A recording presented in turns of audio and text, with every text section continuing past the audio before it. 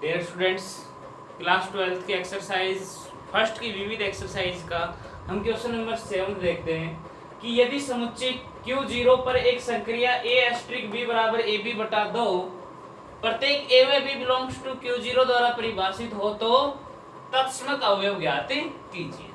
तो बच्चों इसका सॉल्यूशन करें, हमें केवल और केवल इसका क्या निकालना है, तत्समक अवयव, यानी कि a*b इसकी वैल्यू किसके बराबर है, ab बटे 2 के, जो कि प्रत्येक a व b बिलोंग्स टू किसके लिए है, Q0 के लिए।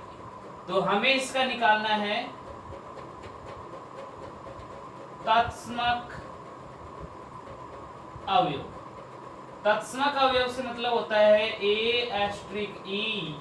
बराबर a या e*a।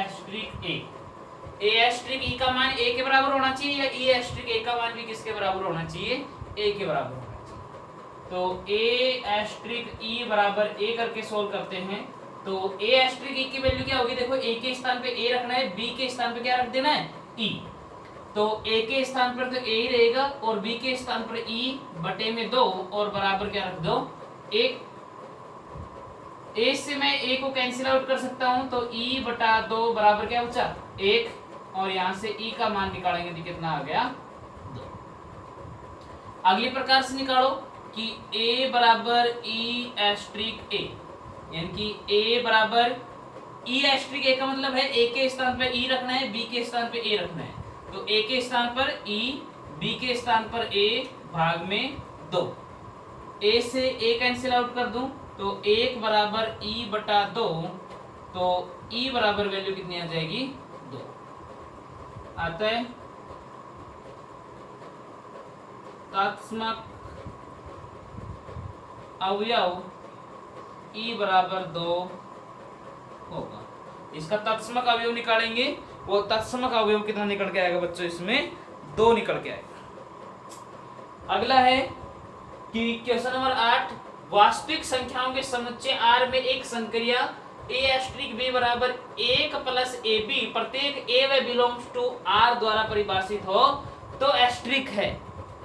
क्रमविनीय पर साहचर्य नहीं, साहचर्य पर क्रमविनीय में नहीं, नए साहचर्य नए क्रमविनीय में, क्रमविनीय में भी और साहचर्य दोनों। तो हमें देखना है, करना क्या है, हमें क्रमविनिमयता की भी जांच करनी है और साहचर्यता की भी जांच करनी है।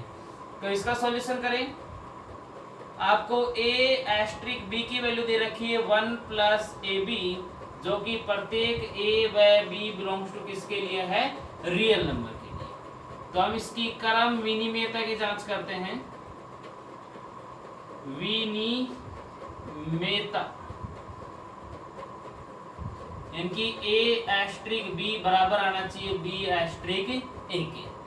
तो सोल्व करेंगे किसको, a*b बराबर b*a। तो a*b की वैल्यू तो कितनी है, 1 प्लस ab बराबर b*a का मतलब क्या होगा कि देखो यहाँ कंपेयर कर लो, a के प्लेस पर b रखना है, b के प्लेस पे a रखना है। तो 1 प्लस a के प्लेस पे क्या रखो, b, और b की प्लेस पे क्या रख दो, a। तो सोल्व करेंगे तो क्या आ गया, 1 प्लस ab बराबर 1 प्लस ab, यानी कि LHS इक्वल टू RHS आता है। संक्रिया